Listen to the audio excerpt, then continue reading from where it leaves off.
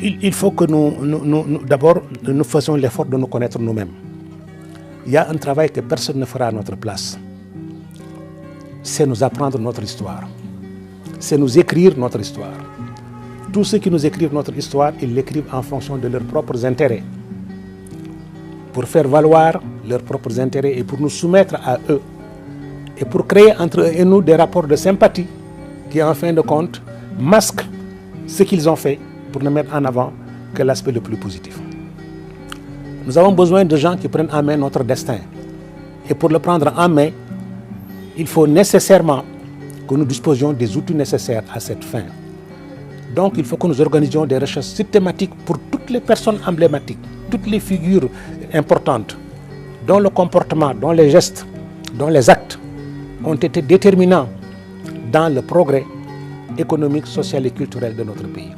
Et que nous les fassions connaître, aimer, discuter, découvrir, nous les documentions dans des conditions telles que chacun de nos enfants, dès l'école maternelle, commence à savoir qui est Thierno Souleymane Baal, savoir qu'il a existé un Thierno Souleymane Baal, savoir que le Fouta a été une terre pionnière, un prélude qui a ouvert la voie, un précurseur qui a ouvert la voie, n'est-ce pas? Savoir que d'autres expériences ont été tentées ici ou là, et qu'on n'ait pas honte de comparer ce qui s'y faisait avec ce qui se faisait dans d'autres parties du Sénégal, parce que le Sénégal à cette époque était une réalité composite dans laquelle il y avait des niveaux de développement qui n'étaient pas égaux. Il y avait des endroits où il y avait la lumière, il y avait des endroits où il y avait l'obscurité, n'est-ce pas? Mais c'est le monde entier qui est ainsi fait. Qu'on puisse également accepter des comparaisons avec d'autres pays.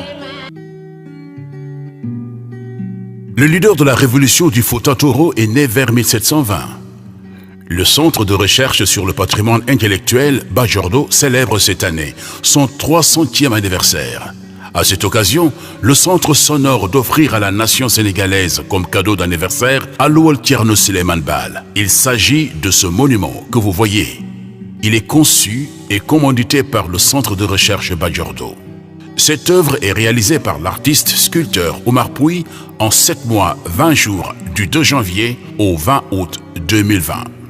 Elle est en pierre de type basalte, dolérique, gris clair, pesant 1800 kg, mesurant 2,40 m en hauteur et 1,10 m en largeur et 0,20 m en épaisseur.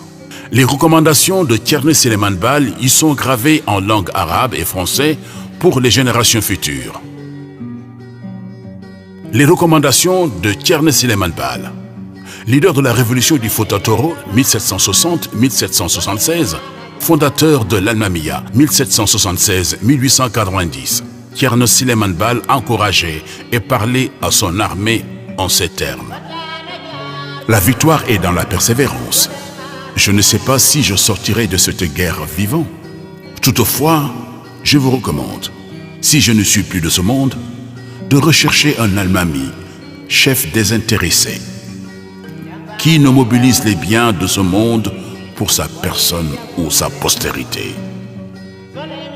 Si vous le voyez s'enrichir, démettez-le et confisquez les biens qu'il a acquis. S'il refuse la démission, combattez-le et bannissez-le afin que le pouvoir ne soit pas une dynastie tyrannique.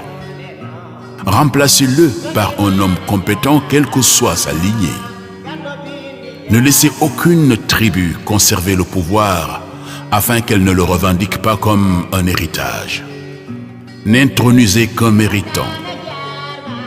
Ne tuez ni enfant ni vieillard. Ne dénudez aucune femme. Cela est pire que de la tuer.